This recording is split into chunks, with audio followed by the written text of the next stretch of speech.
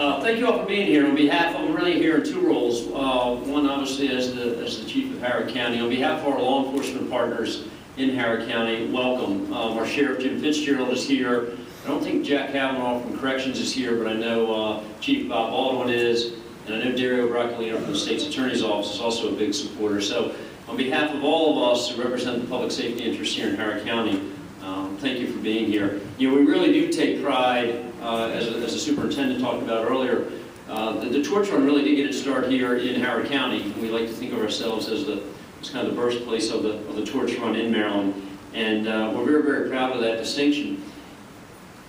I'll come back to that in just a second. My other role that I'm here in is as the president of the Maryland Chiefs of Police Association, and on behalf of all the members of that organization, I think I can probably be presumptuous enough to speak for Sergeant Tim Cameron, who's the president of the Maryland Sheriff's Association. You know, from our organizations, again, thank you for your commitment for being here. If you were here last year, you heard me talk about what I kind of see as three levels of kind of participation or involvement in the whole torch run program. And the first is, you know, I think sometimes as young officers, and certainly when I was sitting in the police academy in 1986 when Chief Roby or Major Roby had brought this to our program, you know, the first place you find volunteers, right, is in the police academy. And, you know, we were assigned to run up Route 1 or 144, I forget what we did that year, maybe both.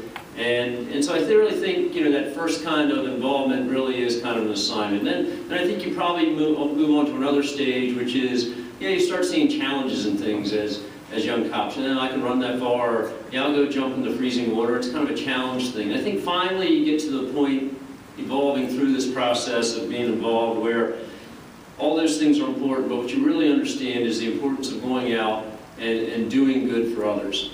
And by your personal commitment, going out and supporting Special Olympics, not because it's fun, not because you're assigned to it, but really because it does bring great opportunities, as the superintendent talked about, great opportunities for a great segment of our population. And so I think that is where, I don't think that, I know that is where you in this room are right now. You're kind of at that third phase. This isn't just, you know, something you have to do or it's kind of neat to do. You do it because you believe in it, you have a passion for it. And if I can piggyback on the superintendent's comments, he talked about impact and opportunity. I think the last part of that too is a challenge. I think the challenge for each of us, you know, now that we believe in this program, we believe in the benefits of it, how do we go back into our own individual agencies and make sure others see that? And I really think that is the challenge for each and every one of us. You know, when we sign on as cops, and it continues even when we're cynical chiefs of police at times, you know, we got in this job to make our communities better.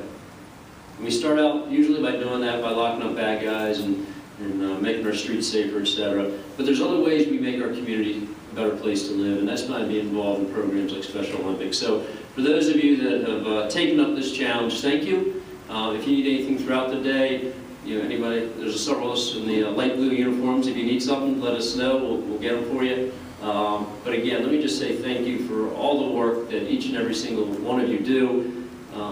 Chief Howland talked about the CEOs being involved, and you know, there is that commitment. But I tell you what, this is one of those programs that really has kind of sprung up from the rank and file and the grassroots, and it's easy to support things when there's so much passion and energy for it. So thank you again for bringing your talents to this program. We could not do it without you. Thank you.